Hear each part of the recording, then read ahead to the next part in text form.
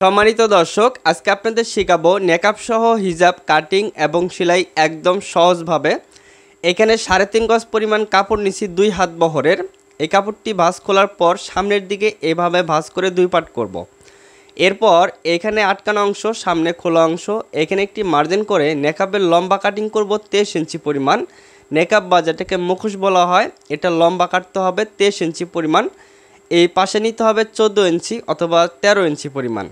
এখানে 14 ইঞ্চি নিয়ে আমি একটা মার্জিন করে নিলাম। ঠিক এইভাবে সামনের এই কোণার থেকে গোল একটা শেপ দিতে হবে। এরপর সুন্দর করে এখানে গোল শেপ দিয়ে এই নেকআপ বা মুখোশটি কাটিং করে নিতে হবে। এভাবে নেকআপটি কাটিং করার পর এরপর যে কাপড়টা থাকবে এই কাপড়টিকে এইভাবে ভাঁজ করে 2 পাট করতে হবে। ঠিক এভাবে 2 পাট করার পর সমান করে নিতে হবে। তো এখানে দেখেন কাপড়টিকে আমরা এভাবে ভাঁজ করে 2 পাট করে নিছি। তো ঠিক এভাবে 2 পাট করবেন। এরপরে দেখেন এই পাশে খোলা অংশ আর এ পাশে আছে আটকানো অংশ। আমরা যে 4 পাটে ভাঁজ করব, এই আটকানো অংশর এ পাশ থেকে আমাদের 4 পাট করতে হবে। এভাবে টান দিয়ে নিয়ে এই আটকানো অংশের কাপড়টাকে ঠিক এভাবে যদি আমরা ভাঁজ করে দিতে পারি তাহলে হিজাব কাটিং একদম সহজ হবে এবং সঠিক হবে। এরপর এদিকে ঘুরিয়ে নেওয়ার পর আমাদের দেখেন এ পাশে একটু ডলা দিয়ে নিতে হবে। এখানে 4 পাট কাপড় হইল। এখন আমাদের এই কোণার থেকে লম্বার মাপ নিতে হবে। যতটুকু পরিমাণ আপনি লম্বা রাখতে চাচ্ছেন লম্বা নেবেন। এখানে আমি লম্বা মেয়েদের জন্য 44 ইঞ্চি পরিমাণ লম্বা কাটিং করতেছি হিজাবটি।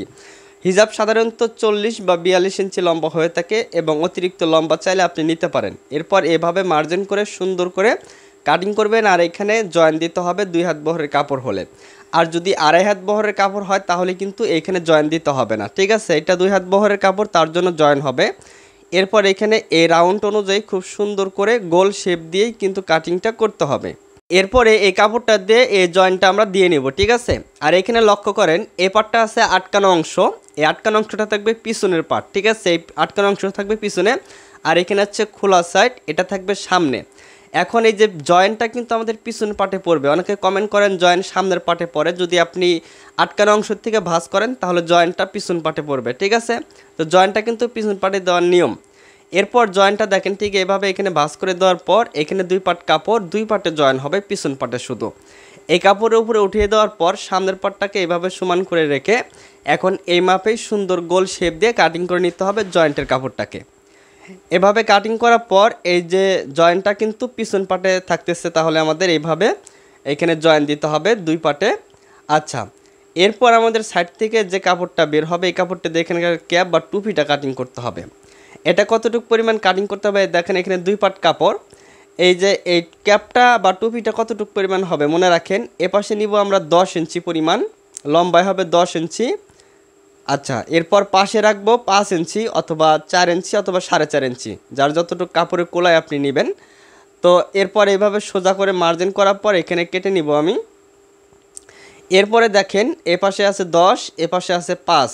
ঠিক আছে, এরপর এভাবে ডাবল ভাঁজ করার পর এখন এই যে সামনের দিকে গোল শেপ দিতে হবে। ঠিক এইভাবে দেখেন আমি যেভাবে গোল করে নিলাম ঠিক এইভাবে ক্যাপটা বা টুপিটাকে শেপ দিয়ে নেবেন গোল করে, তাহলে ভালো হবে। লম্বায় 10 ইঞ্চি, পাশে 5 ইঞ্চি। ঠিক আছে, আচ্ছা, এরপর আমাদের এটা কিভাবে সেলাই করতে হবে সেটাও দেখাবো একদম সহজভাবে। তো প্রথমে আমরা দেখেন পিছন পাটের যে ঘেরের জয়েন সে জয়েনটা করে নিচ্ছি। কাপড়টি সোজা পাশে রাখবো আর ঘেরের কাপড়টাকে উল্টা পাশে রেখে ঠিক এভাবে বসিয়ে আমরা নিচের এই জয়েন্টটা দিব। যদি 2.5 হাত বহরের কাপড় নিয়ে থাকেন তাহলে এই জয়েন্টটা দেওয়ার কোনো প্রয়োজন হবে না। 2.5 হাত বহরের কাপড় বহর বেশি হওয়ার কারণে জয়েন্ট দিতে হয় না। 2 হাত বহরের বহর কম, এ কারণে জয়েন্টটা দিতে হয় এই জয়েন্টটা। এভাবে জয়েন করার পর খুব সুন্দর করে ডলা দিয়ে নেবেন এবং ছোট বড় হলে কেটে নিতে হবে আবারও সুন্দর করে। তো জয়েন্টটা আমি ডলা দিয়ে সমান করে নিচ্ছি এখানে। এরপরে আমাদের ক্যাপ বা যেটা টুপি, এই টুপি সেট করতে হবে। ঠিক এরকম থাকবে। এই যে টুপিটা আমরা কিভাবে সেলাই করি, টুপির এখানে আমি পাইপিং করব। এই জন্য দেখেন এই কালো বর্ডার দিয়ে দিব আমরা। ঠিক সোজা পাশের উপরে এই পাইপিংয়ের কাপড়টাকে বসিয়ে একটা সেলাই দিলাম। এরপর আরেকটা যে অংশ আছে এটাকে উপরে রেখে আমরা এখানে আরেকটা সেলাই দিয়ে দিব। তাহলে এই ক্যাপের সামনের দিকে চিকন পাইপিং থাকবে। আপনারা বিভিন্ন কালার দিয়ে পাইপিং করতে পারেন। এরকম চিকন দেখেন একটা বর্ডার দেখা যাচ্ছে। এরপর এখানে একটা সেলাই হবে এবং এই চতুর্পাশে একটা সেলাই হবে। তাহলে আমরা এই ক্যাপটা সহজে লাগিয়ে নিতে পারবো যদি এভাবে সেলাই করি। আচ্ছা, এভাবে সেলাই করার পর আমাদের এই ক্যাপটাকে ভাঁজ করতে হবে। ভাঁজ করার পর ঠিক মাঝখানে একটা চিহ্ন করতে হবে ক্যাপটি সেট করার জন্য। এখানে চিহ্ন করলাম আর এখানে চিহ্ন। এখানে চক দিয়ে আমি মার্জিন করে আপনাদের দেখিয়ে দিচ্ছি ঠিক এইখানে। আর এই যে এইখানে ক্যাপটা সেট করবে ঠিক মাঝখানে। সোজা পাশের উপরে ক্যাপটাকে বসিয়ে ঠিক এইভাবে মাঝখান থেকে সেলাই ধরতে হবে। মাঝখান থেকে সেলাই ধরে পায়ের একদম কাজ দিয়ে এই ক্যাপটাকে সুন্দর করে বসিয়ে একটা সেলাই শেষে বারটেক হবে। এভাবে এই পর্যন্ত সেলাই দেওয়ার পর আবার এই মাঝখান থেকে এদিকে ঘুরিয়ে নিয়ে এই পাশের ক্যাপের মাথা পর্যন্ত জয়েন করতে হবে। তো দেখেন একদম সহজ, আপনারা একটু চেষ্টা করলেই পারবেন। তবে এই ক্যাপটা জয়েন করতে একটু সমস্যা ফেস করতে হয়, যেহেতু একটা সোজা পাশ আর একটা হচ্ছে বাঁকা পাশ, দুইটা এক জায়গায় জয়েন করতে একটু কষ্ট হয়। তো চেষ্টা করলে পারবেন। সেলাই শেষে অবশ্যই বারটেক দিবেন। আচ্ছা, বারটেক দেওয়ার পর ঠিক এরকম হবে। এখানে কিন্তু চাপ সেলাই দিতে হবে। তো চাপ সেলাই কিন্তু এখনই দেওয়া যাবে না, রাবার লাগানোর পর চাপ সেলাই দিব। এখন এখান থেকে মুখের মাপটা কতটুকু রাখবো, এখান থেকে 11 ইঞ্চি পরিমাণ রাখবেন। 11 ইঞ্চির কম হলে কিন্তু হবে না, বেশি হলে সমস্যা নাই। তবে 11 ইঞ্চি রেখে এখানে একটা বারটেক হবে। এখন একদম নিচ পর্যন্ত সেলাই যাবে। এই অংশটা কিন্তু হিজাবের সামনে থাকে, এই জয়েন্টটা হিজাবের সামনে থাকবে, ঠিক আছে। এখানে একটা বারটেক। আচ্ছা, এরপর সমান করে নিতে হবে। এরপর এই জয়েন্টটা ঠিক এরকমভাবে সুন্দর করে মিলে নিতে হবে। দেখেন এই জয়েন্টের মাঝখানে ফাটিয়ে দিতে হবে, কারণ এখানে রাবার সেট করব মুখের ওইখানে, এই কারণে ফাটিয়ে দেব জয়েন্টটা। এরপর নিচের সেলাই কিভাবে দিবেন, প্রথমে দুইটা ভাঙ্গা একসাথে দিতে পারবেন না, কারণ মোটা হবে। যত পারেন চিকন করবেন, তার জন্য প্রথমে একটা ভাঙ্গা দিয়ে ঠিক এভাবে সেলাই দিবেন।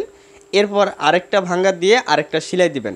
তাহলে দেখবেন নতুনরা একদম সহজে করতে পারতেছেন। যারা নতুন, একসাথে দুইটা ভাঙ্গা দিয়ে এই সেলাইটা দেওয়া খুবই সমস্যা ফেস করতে হবে নতুনদের জন্য। এজন্য প্রথমে একটা সেলাই দিবেন, এরপরে আরেকটা ভাঙ্গা দিয়ে আরেকটা সেলাই দিবেন, তাহলে দেখবেন যে সহজ হচ্ছে।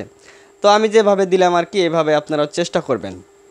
সম্পূর্ণ ঘেরের কাপড়টা একই মাপে ভাঙ্গা দিয়ে নিচের এই সেলাইটা করে নেবেন।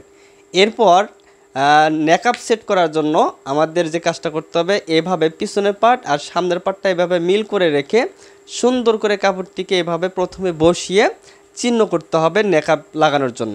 এবং সামনের যে নেকআপটা, এটা কিন্তু আপনার রাবার লাগানোর পর নেকআপটি সেট করতে হবে। এ কারণেই কিন্তু প্রথমে এভাবে একটু কোনা করে এভাবে 7 ইঞ্চি বা 6 ইঞ্চি পরিমাণ চিহ্ন করে নিতে হবে এই পাশে, আবার এই পাশেও সুন্দর করে বসিয়ে।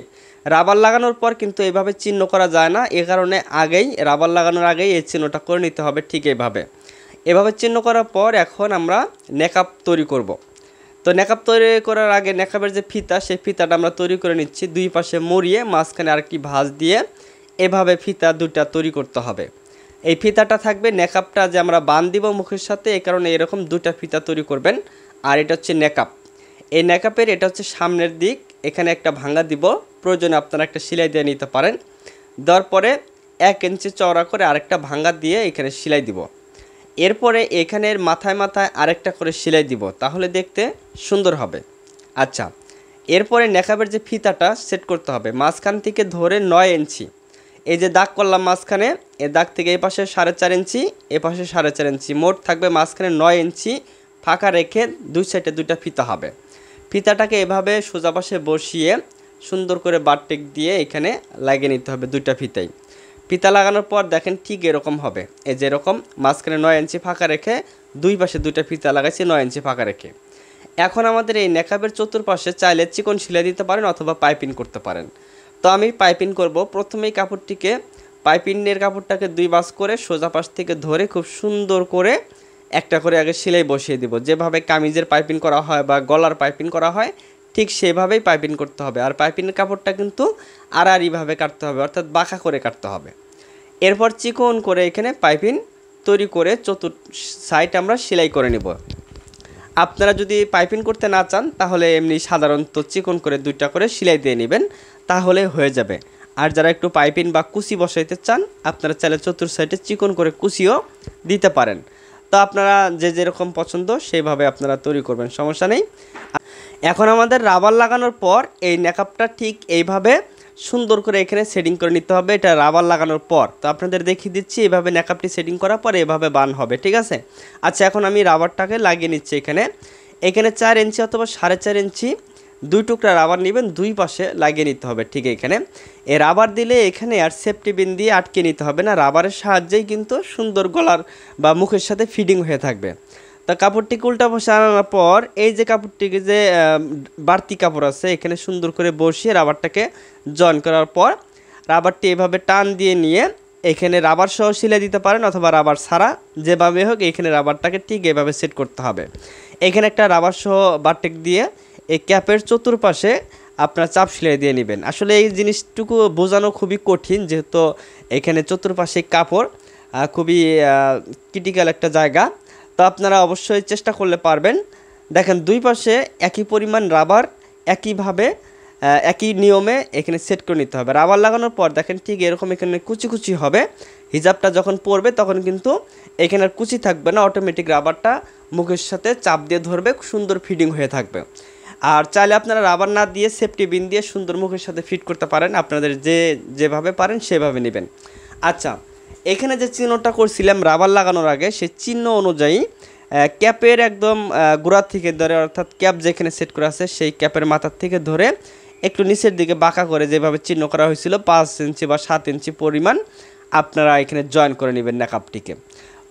ওই পাশে জয়েন করার পর এই পাশেও একদম ক্যাপের কোণার থেকে নেকআপের অংশটাকে বসিয়ে বারটেক দিয়ে এখানে ঠিক এভাবে জয়েনটা করে নিতে হবে।